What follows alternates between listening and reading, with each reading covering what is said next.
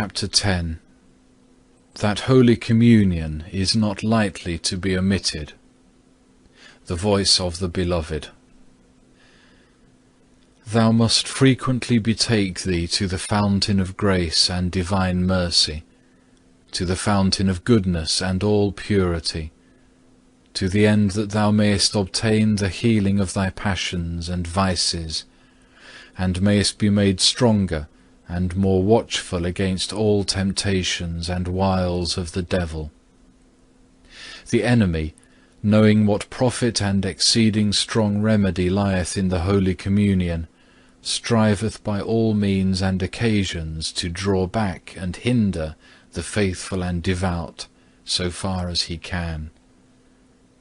For when some set about to prepare themselves for Holy Communion, they suffer from the more evil suggestions of Satan. The very evil spirit himself, as is written in Job, cometh among the sons of God, that he may trouble them by his accustomed evil dealing, or make them over timid and perplexed, to the intent that he may diminish their affections, or take away their faith by his attacks, if haply he may prevail upon them to give up Holy Communion altogether, or to come thereto with lukewarm hearts. But his wiles and delusions must not be heeded, howsoever wicked and terrible they be. But all his delusion must be cast back upon his own head.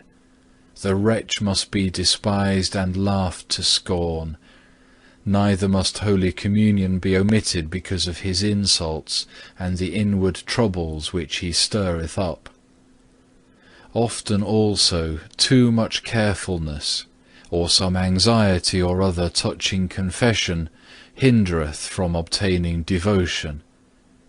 Do thou according to the counsel of wise men, and lay aside anxiety and scruple, because it hindereth the grace of God, and destroyeth devotion of mind.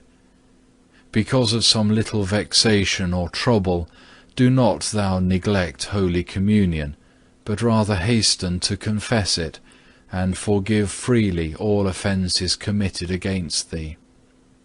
And if thou hast offended any man, humbly beg for pardon, and God shall freely forgive thee. What profiteth it to put off for a long time the confession of thy sins, or to defer Holy Communion? Cleanse thyself forthwith, spit out the poison with all speed, hasten to take the remedy, and thou shalt feel thyself better than if thou didst long defer it.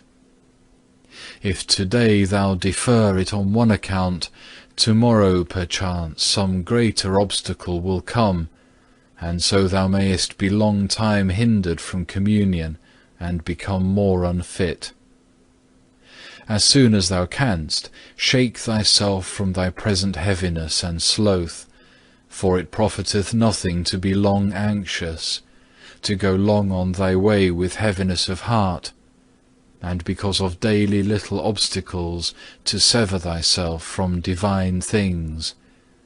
Nay, it is exceeding hurtful to defer thy communion long, for this commonly bringeth on great torpor. Alas, there are some, lukewarm and undisciplined, who willingly find excuses for delaying repentance, and desire to defer Holy Communion, lest they should be bound to keep stricter watch upon themselves. Alas, how little charity, what flagging devotion have they who so lightly put off Holy Communion! How happy is he, how acceptable to God, who so liveth, and in such purity of conscience keepeth himself, that any day he could be ready and well inclined to communicate, if it were in his power, and might be done without the notice of others. If a man sometimes abstaineth for the sake of humility, or some sound cause, he is to be commended for his reverence. But if drowsiness have taken hold of him, he ought to rouse himself and to do what in him lieth, and the Lord will help his desire for the good will which he hath, which God specially approveth. But when he is hindered by sufficient cause, yet will he ever have a good will and pious intention to communicate, and so he shall not be lacking in the fruit of the sacrament. For any devout man is able every day and every hour to draw near to spiritual communion with Christ, to his soul's health, and without hindrance. Nevertheless, on certain days and at the appointed time, he ought to receive the body and blood of his Redeemer with affectionate reverence, and rather to seek after the praise and honour of God than his own comfort. For so doth he communicate mystically, and is invisibly refreshed, as he devoutly calleth to mind the mystery of Christ's incarnation and his passion, and is inflamed with the love of him.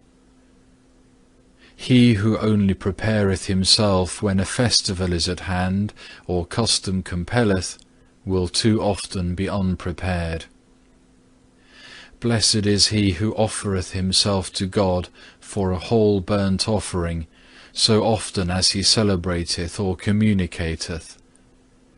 Be not too slow, nor too hurried in thy communicating, but preserve the good received custom of those with whom thou livest. Thou oughtest not to produce weariness and annoyance in others, but to observe the received custom, according to the institution of the elders, and to minister to the profit of others, rather than to thine own devotion or feeling.